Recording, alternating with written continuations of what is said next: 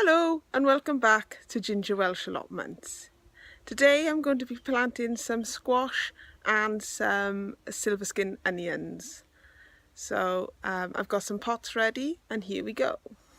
I'm going to sow my squash directly into these pots and then transplant them over to the allotment. The squash I'm going to use looks like that, and it's Janona. I've never used it before or grown it before, so this will be an experiment. Emptied out the packets earlier, and there's the seeds ready to go in. Oh, and there's the onions ready for later as well. So I've filled my pots with the compost. This is just multi-purpose compost, and I'm just going to make sort of a little well in the middle to put the seeds in. And then the seed in on its side, I think, is the best way. Apparently if you put it flat it might rot, so it's either on its side or upright. Maybe upright is better. Let's try a couple upright and see how we get on. Now they're all done, just fill the holes up with some more compost. I think it's always best to leave a little bit of room at the top of the pots, just so that if you fill it with water, the water can sit and soak in for a while rather than dripping over the rim. Right, just got to water them and label them now. And next I'm going to do my onions, my silver skin onions, which I'm going to plant in modules, and I'm going to plant these 5 or 6 per module, and as they grow they should push each other apart, I believe.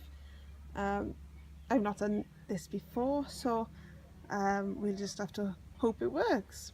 So I'm just going to make an indent sort of down to my fingernail really in each one.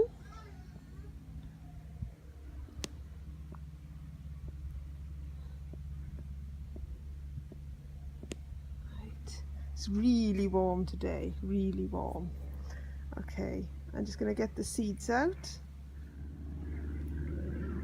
Here's the seed in my hand, and as you can see it looks like little bits of coal really.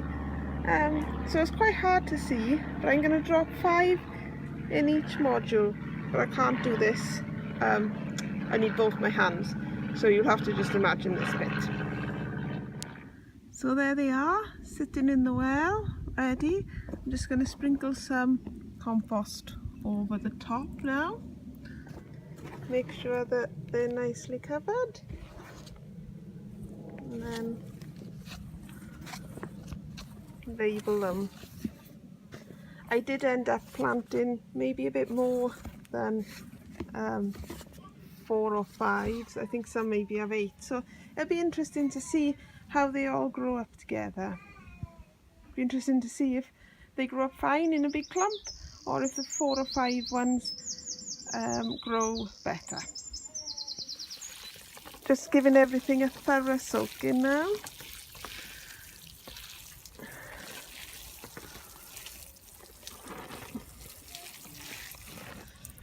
And stick labels in them. Labels over here. I've just put squash on them because I'm going to write in my diary what squash it is.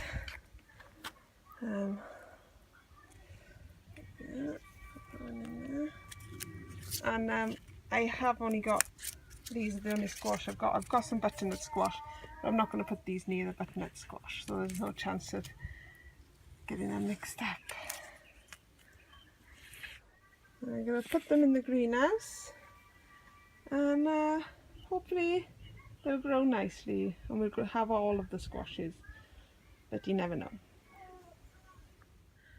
So I've just come to put the squashes and the onions in the greenhouse to start to grow. And look at my poor chilli plants. They're in severe need of some water today. The ones in the bigger tubs are doing alright.